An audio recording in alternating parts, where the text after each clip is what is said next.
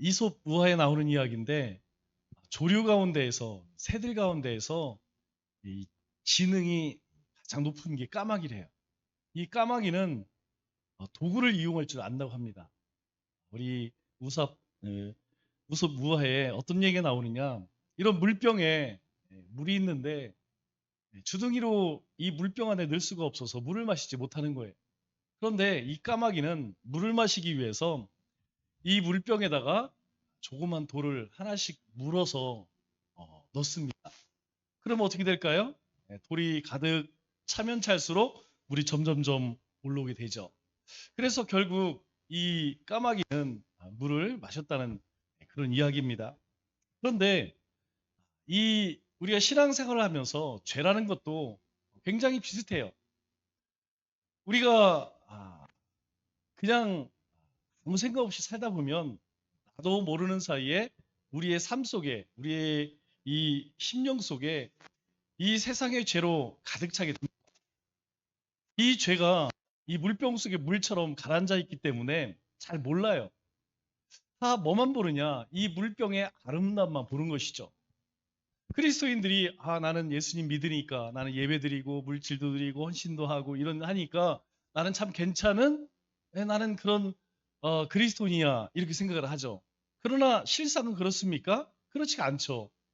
우리 내면을 가만히 들여다보면 우리의 죄된 모습들이 얼마나 추악한지 우리는 잘 알고 됩니다. 그러면 우리 안에 있는 이 죄를 어떻게 끌어올릴 수 있을까요? 그것은 바로 아,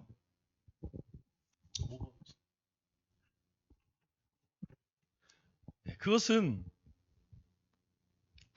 말씀의 생수를 부어 넣으면 우리 안에 깊이 숨겨져 있던 이 죄들이 떠오르게 되는 것이죠. 이 물병에 돌을 넣으면 물이 오르듯이 하나님의 말씀이 우리 심령에 들어오게 되면 우리 안에 있는 이 죄악들이 하나씩 하나씩 올라오게 됩니다. 즉 말씀의 생명수가 채워지면 우리의 심령이 정화된다는 것이죠. 그래서 요한복음 4장 14절 말씀을 보면 모니터 좀만 올려주세요. 이렇게 말씀합니다. 내가 주는 물을 마시는 자는 영원히 목마르지 아니하리니 내가 주는 물은 그 속에서 영생하도록 솟아나는 샘물이 되리라. 이 말씀의 뜻이 바로 그것이에요. 하나님의 말씀이 우리 안에 부어지면 우리 안에 온갖 더럽고 추악한 것들이 씻겨져 나간다는 것이죠. 하나님은 믿음으로 요구하는 자의 요구를 응답하십니다. 우리에게 많은 문제가 있는 것을 우리 주님은 잘 아신다는 것이죠. 주님이 우리에게 원하시는 것은 하나님이 우리에게 주신 그 믿음을 가지고 하나님 앞에 나와서 구체적으로 기도하고 요구하라는 것입니다. 누가 그랬죠? 우리가 앞서 살펴보았던 나병 환자가 그랬어요. 그 나병 환자는 지금도 그 당시에도 고칠 수 없는 불치병입니다. 저주받은 병이죠. 그런데 그 질병을 가지고 어떻게 해요? 주님 앞에 나오는 거예요. 그리고 주님 앞에 요구합니다. 주님, 이 병을 낫게 하옵소서. 그때에 주님께서 그 믿음을 보시고 고치십니다. 그리고 이 백부장의 하인의 병이 이 백부장의 믿음을 통하여서 고침을 받게 되는 것이죠. 이 백부장은 자신의 문제가 아닙니다. 자신의 종의 문제예요. 그럼에도 불구하고 예수님께 믿음을 가지고 나올 때에 바로 치유함을 받게 되는 것이죠. 오늘 본문에 누가 등장합니까? 베드로의 장모가 등장을 하죠. 그런데 아마 이 베드로 집에 장모가 다니러 왔는데 문제는 열병에 걸렸습니다. 이 열병은 지금 우리가 예방주사를 맞고 뭐 치료를 잘하면 큰 문제가 되지 않아요. 그래서 우리 동남아 갈 때는 꼭 뭐 맞고 갑니까? 댕기열 주사 맞고 가야 됩니다. 그냥 가면 큰일 나요. 다행히 모기 안 물리면 되는데 안 물릴 수가 없죠? 모기가 엄청 많습니다. 대부분은 뭐 큰 문제가 없지만 만일 이 댕기열에 걸리면 열병에 걸리면 굉장히 위험합니다. 그래서 실제로 죽은 사람들이 많이 있죠? 우리 연예인 가운데에서도 이 방송 촬영 갔다가 댕기열에 걸려서 죽은 사람들이 있습니다. 어쨌든 이 열병에 걸려서 이제 굉장히 심각한 지경에 이르렀어요. 그때 예수님께서 어떻게 합니까? 이 여인에게 손을 만지시고 일으켜서 고치게 됩니다. 우리는 이 사건을 통하여서 예수님이 어떤 분인지 알 수가 있어요. 먼저 예수님은 14절 말씀을 보니까 이렇게 이야기합니다. 그의 장모가 열병으로 앓아 누운 것을 보시고 집에 갔는데 그 베드로의 장모가 열병으로 거의 죽게 돼 있죠. 그때에 예수님께서 그 장모에게 손을 대십니다.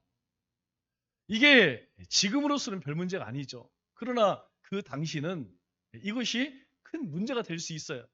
만일 우리가 드라마에서 보는 것처럼 조선시대에 남녀 칠석 부동석이라고 하는 그런 시대에 여러분 서로 얼굴을 마주치고 이야기를 나눈다는 것은 쉽지 않은 일입니다.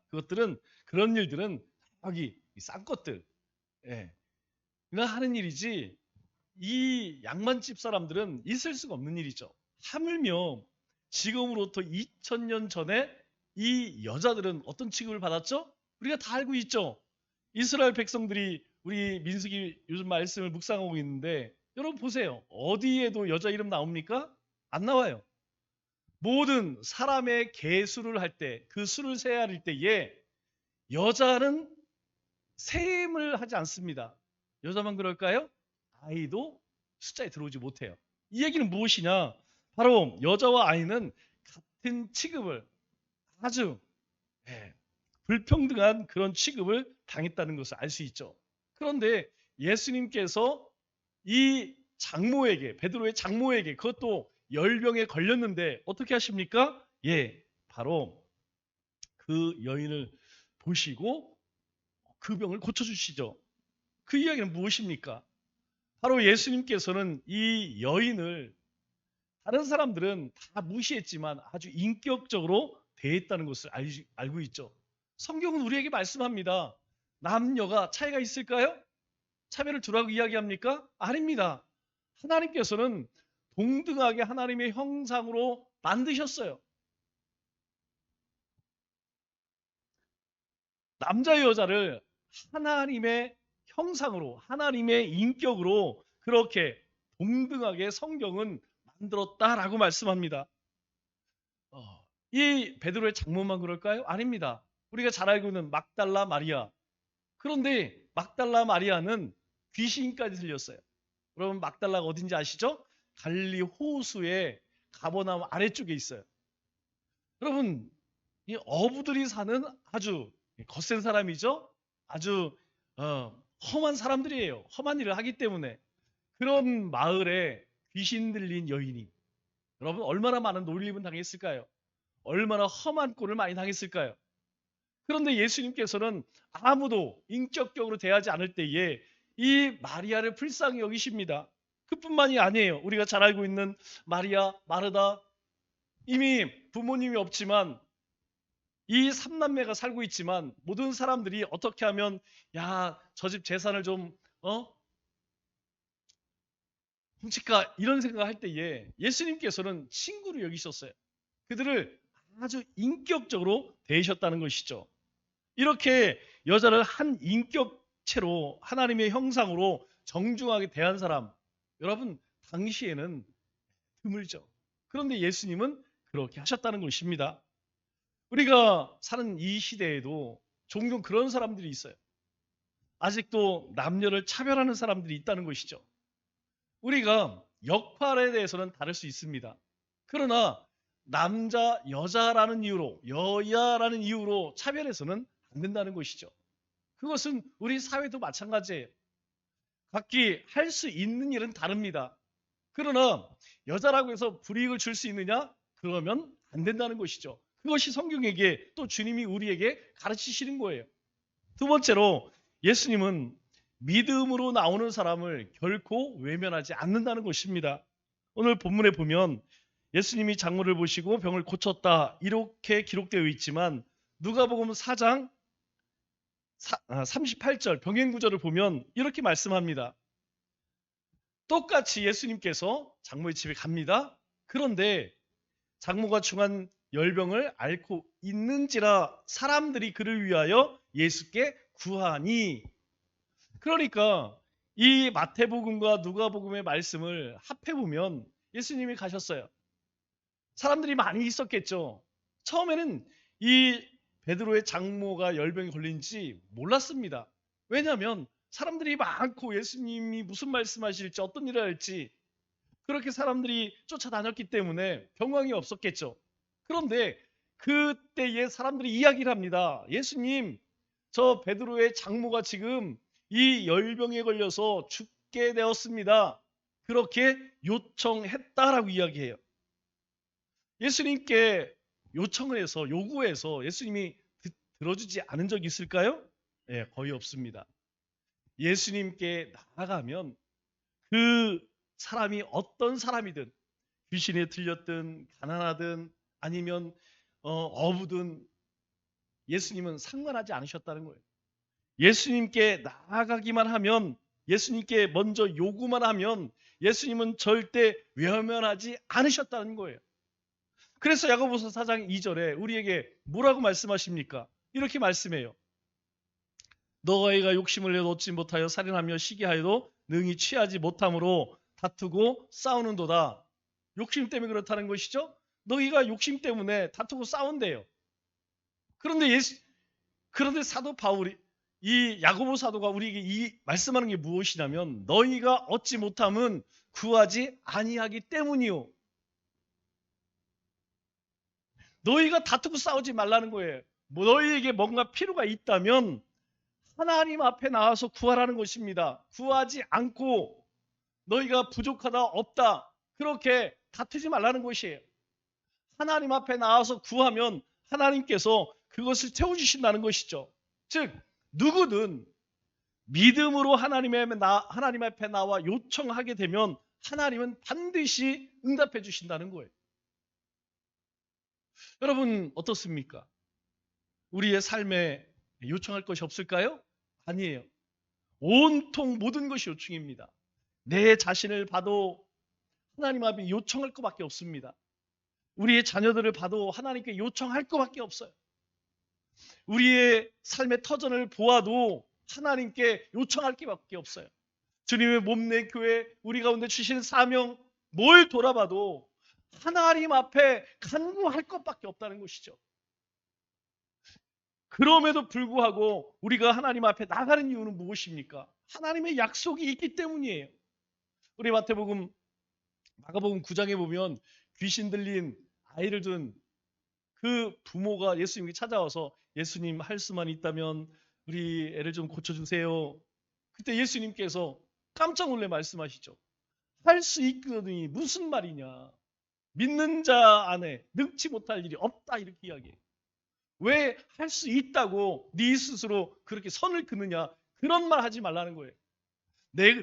너에게 정말 믿음만 있다면 그거 큰 문제 되지 않는다는 것이죠. 주님 앞에 믿음으로 가지고 나가면 주님은 들으신다는 거예요. 그리고 우리 가운데 응답하신다는 것입니다. 세 번째로 우리 누가복음 4장 39절 말씀을 보면 예수님께서 이제 사람들이 저 베드로의 장모가 열병에 걸려 죽게 되었어요. 막 요청을 하죠.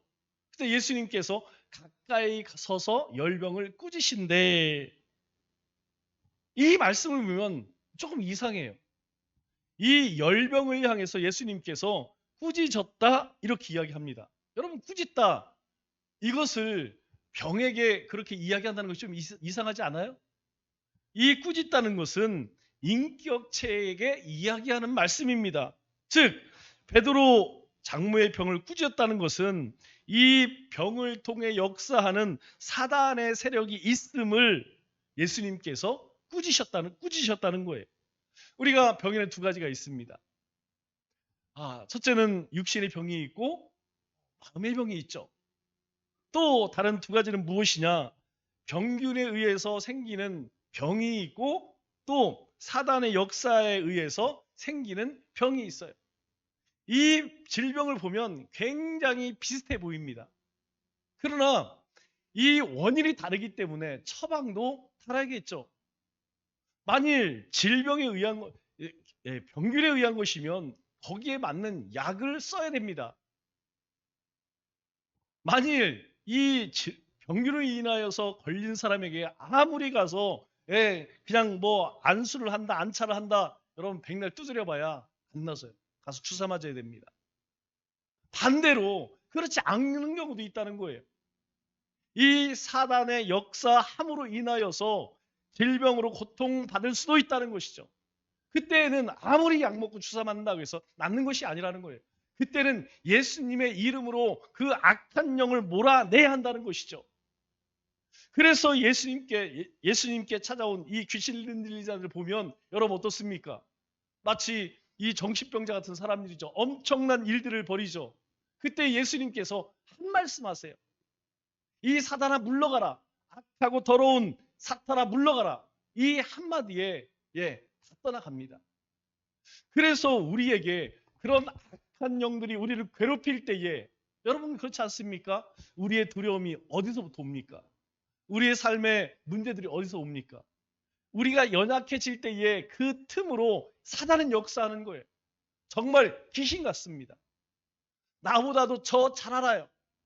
내가 지금 어떤 시험에 빠져 있는지, 어떤 문제에 있는지, 어떤 유혹을 받고 있는지 잘 압니다. 그래서 그 틈을 결코 놓치지 않는다는 것이죠. 사단은 그 틈으로 돌아온다는 것이죠. 여러분 우리가 감기에 걸려서 누워 열이 나고 힘든 몸살이 나고 굉장히 힘들죠. 그러나 이 사단이 우리 가운데 들어와서 우리를 의심케 하고 분열케 하고 여러분 이것이 훨씬 더 힘듭니다. 왜 그러느냐? 이 사단은 하나님과의 교제를 막아요. 육신은 몸이 고통스럽지만 이 사단이 우리 가운데 역사하면 우리를 시험에 빠지게 하면 어떤 문제가 생기느냐? 하나님과 소통이 안 돼요. 하나님의 음성이 들리지 않습니다. 그래서 결국 많은 사람들이 저 나락으로 떨어지는 이유가 바로 그거예요. 왜 그러느냐? 그 작은 틈으로 들어와서 우리를 결코 놓아주지 않습니다. 방법은 한 가지라는 것이죠.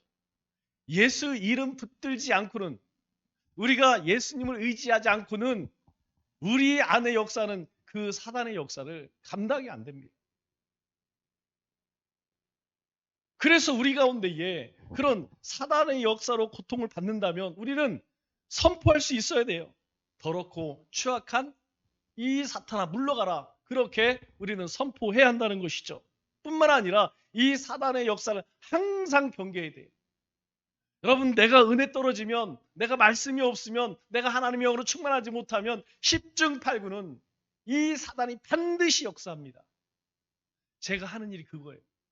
우리 성도들 가운데 누가 시험에 빠져 있는가? 여러분들은 잘 못 느끼죠. 예배 시간에 예배 드리는 것, 여러분 인사 나누고 손 잡는 것 별거 아닌 것 같지만 느껴집니다. 아, 이 사람이 지금 영적 상태가 어떤 상태인지 아주 중요하다는 것이죠. 우리가 우리 자신을 지키기 위해서는 지금 내 상태가 어떤지, 내가 지금 그 경계선을 왔다 갔다 하고 있는지 아니면 이미 넘어갔는지 이걸 잘 봐야 돼요. 그래서 주님께서 우리에게 항상 당부하는 것이 무엇입니까? 깨어 근신하라. 너희 자신을 잘 살펴봐라.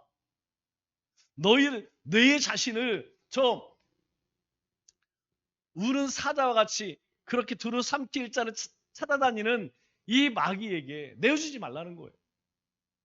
예수님의 열병을 꾸짖으신 다음 예수님께서는 이 베드로의 장모의 손을 붙잡아 일으킵니다. 그 순간 열병이 떠나가게 되죠. 즉, 이 악한 사단의 세력이 물러갔음을 이야기하는 것이죠. 우리는 꼭 기억할 것은 여러분 우리 육신의 질병은 의사가 고치는 것 같지만 여러분 그렇지 않습니다. 성경은 이 하나님을 향해서 뭐라고 이야기합니까? 바로 치료자라고 이야기해요. 여호와 라파라고 합니다. 주님께서 우리에게 모든 싸움 가운데 승리케 하신다 해서 하나님의 또 다른 이름이 여호와 니시예요. 우리의 삶을 고치신다 해서 여호와 라파, 여호와 삼마 이렇게 부르는 것입니다. 우리의 삶의 필요를 예비해 두신다. 여호와 이레라고 부르는 거예요. 하나님은 치료자이십니다. 우리 영육간의 치료자는 누구냐? 하나님이라는 것이죠. 예수님께서는 이때에도 기적을 베푸시고 오늘도 주님 앞에 나오는 자들에게 기적을 베푸신다는 거예요. 여러분, 우리 안에 질병이 있습니다. 우리 자녀들에게, 우리 주변에 연약한 자들이 있습니다. 어떻게 해야 할까요? 우리가 할 수 있는 방법이 무엇입니까? 세상의 의학으로 다 고칠 수 있습니까? 세상의 약으로 다 치료할 수 있습니까? 없다는 거예요. 그러나 치료자이신 주님 앞에 나아가면 주님께서 고치신다는 거예요. 회복시키신다는 것입니다. 이걸 믿으라는 거예요. 예수님께서는 이때도 하셨고 지금도 앞으로도 그렇게 하실 것이라는 것이죠.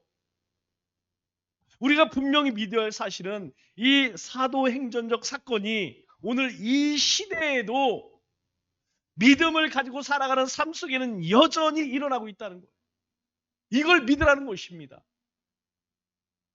마지막으로 이 베드로 장모의 태도죠. 15절 말씀을 보니까 이렇게 말씀합니다. 여인이 일어나서 예수께 수종들더라.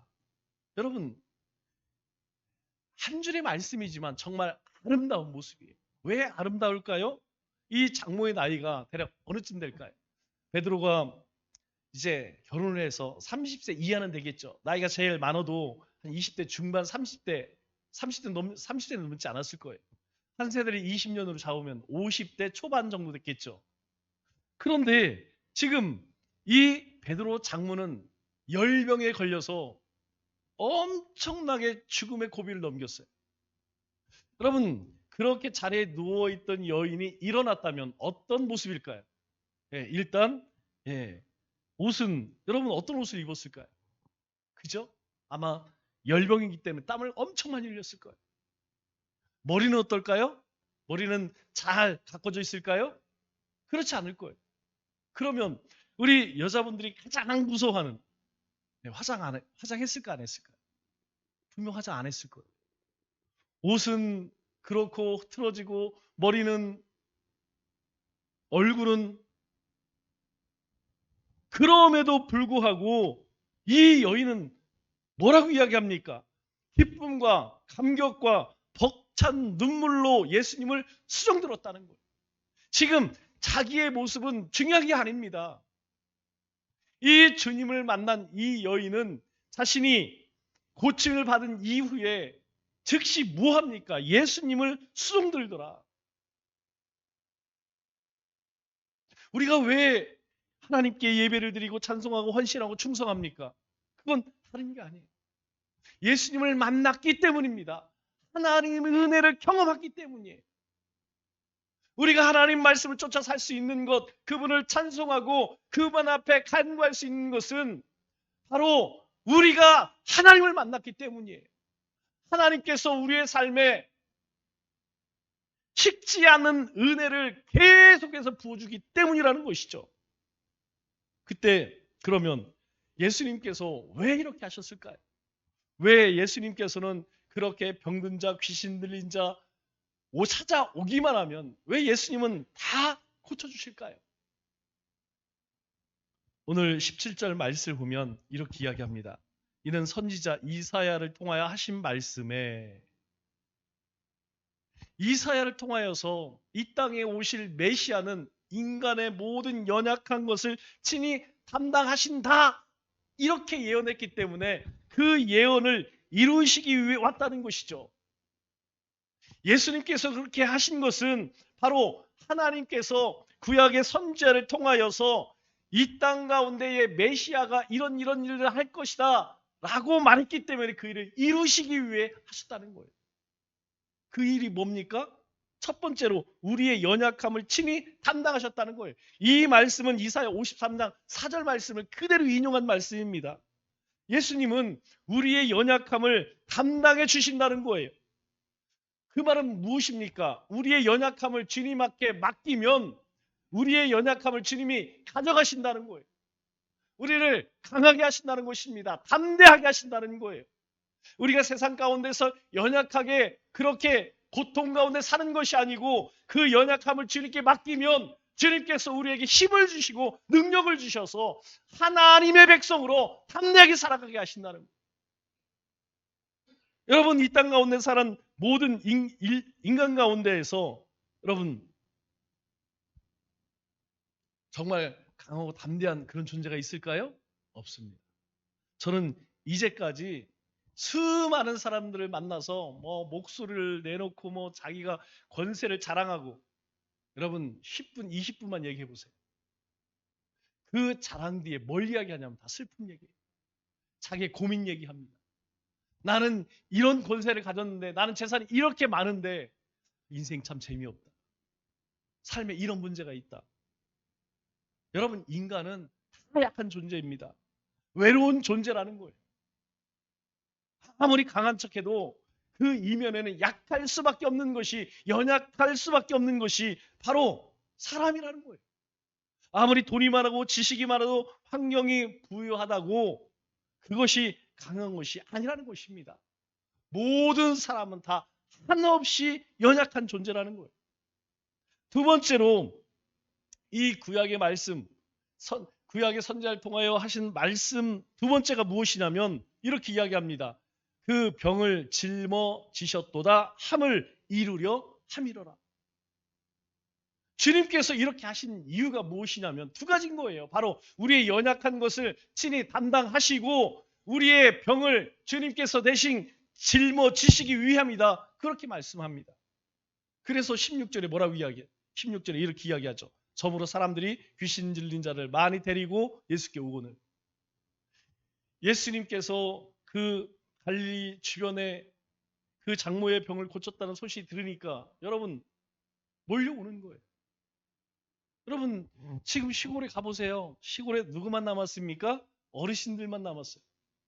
여러분 그럼 그 이전에 시골에 계신 분들은 그렇게 막 팔팔해갖고 아우 나는 기운이 넘쳐서 그냥 논으로 밭으로 산으로 열심히 일해야지, 그런 사람 한 명도 없어요. 젊었을 때는 먹고 살기 위해서 아픈지도 모릅니다. 그런데 나이가 들어서 50 중반 넘어가 60 되면 여러분 시골 계신 분들, 시골에 사신 분들 한번 보세요. 허리가 구부러지지 않고, 이 도시에서는 그래요. 60, 70대도 적어도 10년은 젊어 보여요. 우리 권사님도 얼굴 보면 그 나이처럼 보는 사람은 없습니다. 누가 60 후반 70 이렇게 보겠습니까? 없어요. 다 그냥 50대 후반 60대 초반처럼 보여요. 그런데 여러분 저 시골 가보세요. 50인데 70처럼 보인다니까요. 40인데 60처럼 보여요. 그럴 수밖에 없는 것이죠. 그 갈릴리 호수 가운데에서 얼마나 고단한 인생을 살았겠습니까? 만일 운이 없으면 그 풍랑에 남편을 잃은 과부들도 수두룩했을 겁니다. 그런 여인들이 어떻게 살아갈까요? 예, 그들은 결코 부한 삶을 살아갈 수 없어요. 가난한 인생, 가난하기 때문에 멸시받는 인생을 살 수밖에 없는 것이죠. 그들 예수님께 찾아옵니다. 예수께 오거늘 예수께서 말씀으로 귀신들을 쫓아내시고 병든 자들을 다 고치시니, 귀신 들린 자뿐만 아니라 그렇게 먹고 살기 위해서 애쓰고 수고해 병든 모든 사람들을 다 고쳤다, 그렇게 이야기합니다. 예수님에게 불가능이 있을까요? 없습니다. 예수님의 보혈의 능력에 제한이 있을까요? 없다는 것이죠. 예수님 단순히 영혼을 구원하시는 분만 아니라 우리의 질병까지도 고쳐주시는 분이라는 거예요. 그렇기 때문에 누구에게도 말하지 못하는 육신의 질병이든 영적인 질병이든 주님 앞에 내어놓으시기 바랍니다. 치료하시는 하나님께서 우리의 죄를 우리의 연약함을, 우리의 병을 짊어지시기 위해 오셨대요. 우리의 질병을 고치시기 위해 오셨대요. 그렇기 때문에 주님의 이름으로 우리의 모든 연약함을 선포하시기 바랍니다. 말씀을 뵙겠습니다. 예수님은 실로 우리의 병을 고치시는 분이십니다. 우리의 사회와 가정을 고치시는 분이십니다. 말씀으로 우리를 새롭게 하시는 분입니다. 남은 3일도 예수 안에서 이런 치유와 회복이 있기를 주님의 이름으로 축원합니다.